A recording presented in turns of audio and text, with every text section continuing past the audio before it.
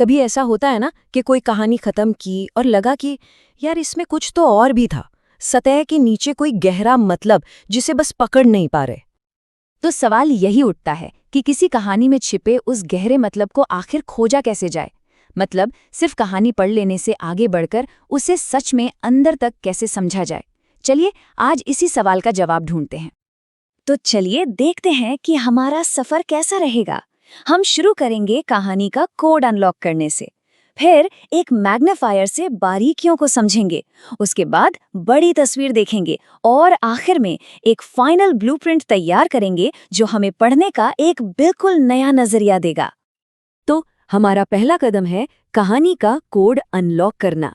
यहाँ हम एक ऐसे स्ट्रक्चर्ड तरीके की बात कर रहे हैं जो किसी भी कहानी को परत दर परत खोलने में हमारी मदद करता है। देखिए, किसी भी कहानी की छोटी छोटी डिटेल्स से लेके उसके बड़े मैसेज तक पहुंचने के लिए ना एक सिस्टमैटिक अप्रोच की जरूरत होती है, क्योंकि अगर कोई ढांचा ना हो तो हम अक्सर जरूरी सुरागों को नजरअंदाज कर देते हैं। तो ये टूल किट हमें वही रास्ता दिखाता है, कहानी की सबसे छोटी ईंट से शुरू करके उसकी पूरी भव्य इमारत को समझने तक।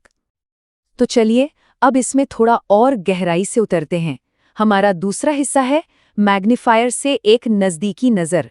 इसका सीधा सा मतलब है कहानी के बिल्डिंग ब्लॉक्स, यानी उसके हर चैप्टर को बहुत ज़्यादा बारीकी से देखना।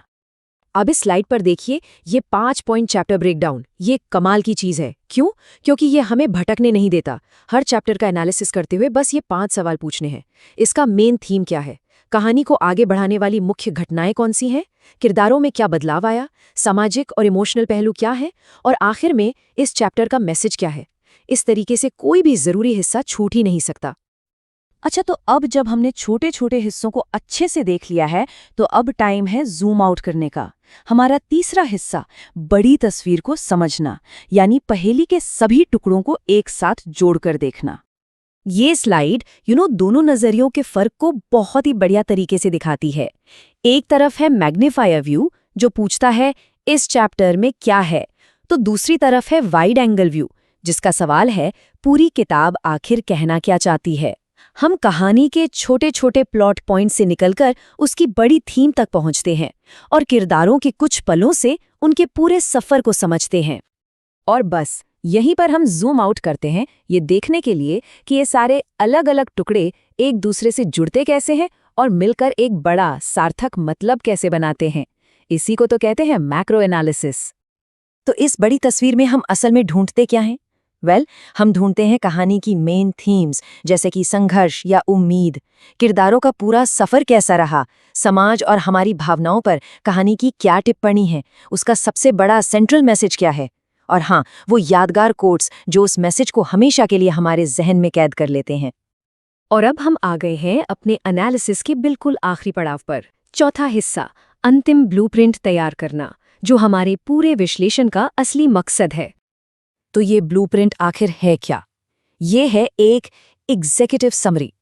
जरा सोचिए, पूरी की पूरी कहानी का जो सार है, उसका प्लॉट, उसके किरदार, उसका मैसेज, सब कुछ सिर्फ एक पेज में। ये जरूरी इसलिए है क्योंकि ये कहानी की बनावट का वो फाइनल नक्शा है जो सब कुछ साफ कर देता है और हमारी समझ को एक ठोस आकार देता है।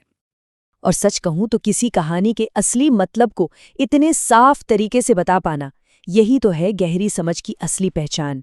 ये दिखाता है कि कहानी सिर्फ पढ़ी नहीं गई, बल्कि उसे जिया गया है, उसे पूरी तरह से समझा गया है।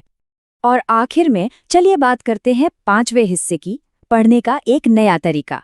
ये सिर्फ एक एनालिसिस के बारे में नहीं है, बल्कि एक ऐसा स्किल डेवलप करने के बारे में है जो हमेशा काम आए।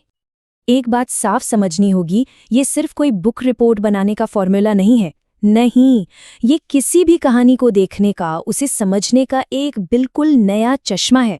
इसे किताबों पर, फिल्मों पर या किसी भी तरह की कहानी पर लागू किया जा सकता है ताकि एक ज्यादा गहरा और रिच एक्सपीरियंस मिल सके। तो अब सोचने वाली बात यह है कि इस नए नजरिए से हमारी कोई भी पसंदीदा कहानी कैसी दिखेगी, है ना? अगली बार जब कोई कहानी पढ़ें या देखें तो इस फ्रेमवर्क को आजमाकर जरूर देखिएगा कि सतह के नीचे असल में क्या छिपा है।